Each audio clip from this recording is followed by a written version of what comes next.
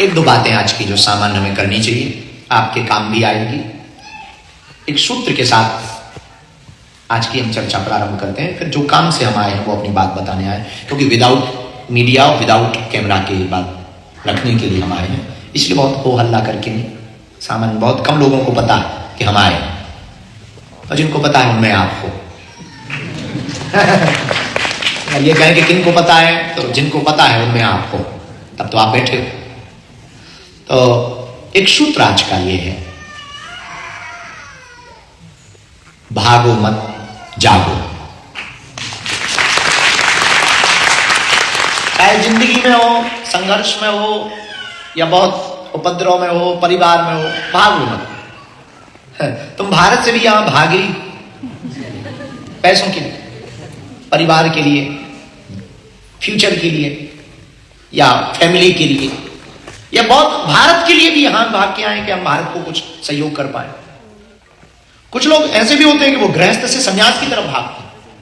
उन्हें लगता है कि हम बाबा बन जाएंगे, अच्छा रहेगा, थोड़ा शांति मिलेगी, महात्मा बन जाएंगे, सन्यासी बन जाएंगे। लुगाई छोड़ देते हैं, बच्चे छोड़ देते हैं, हिमालय चले जाते हैं, तपस्वी हो जाते हैं, ध्यानी हो जाते हैं, कंदराओं गुफाओं में रहने लगते हैं, झोपड़ी बना लेते हैं।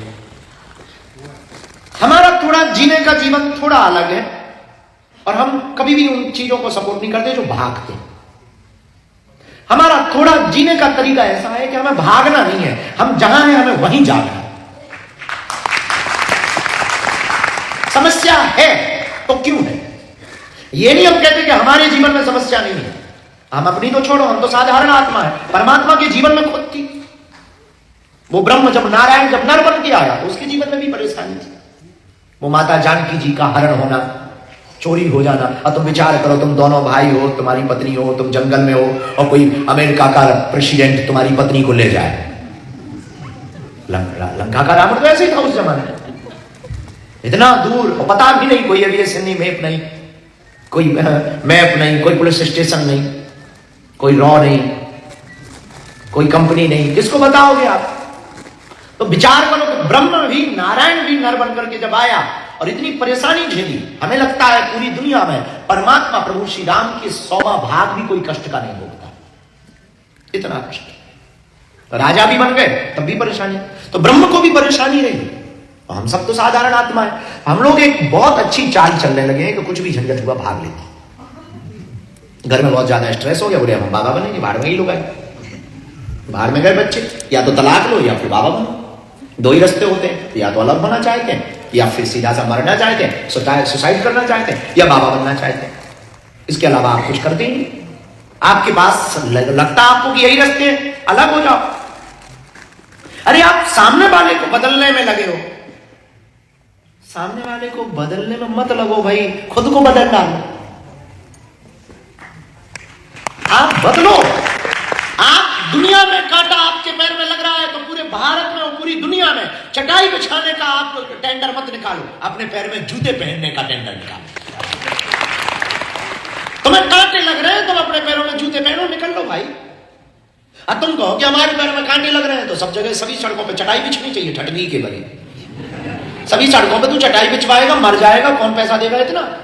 ये बहुत बड़ी सोच है। कहोगे हमारे तो सपने पूरे नहीं हो रहे, हम चटाई बिछवाना चाहते सड़कों पे, किस लिए बिछवाना चाहते? कांटे लग रहे हैं। कांटे लग रहे हैं तो चटाई बिछवाने का कोई सपना है? पैर में तो जूते पहन, फ्री हो जा।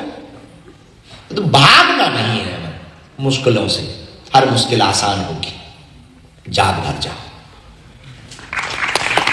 हमारे ब्रह्म परमात्मा प्रभु श्री राम वन में जागे तो परिणाम रावण जैसे अत्याचारी आतताई को मरना पड़ा। हम लोगों को भागना नहीं। तो आज का सूत्र ये है, भागो मत जागो।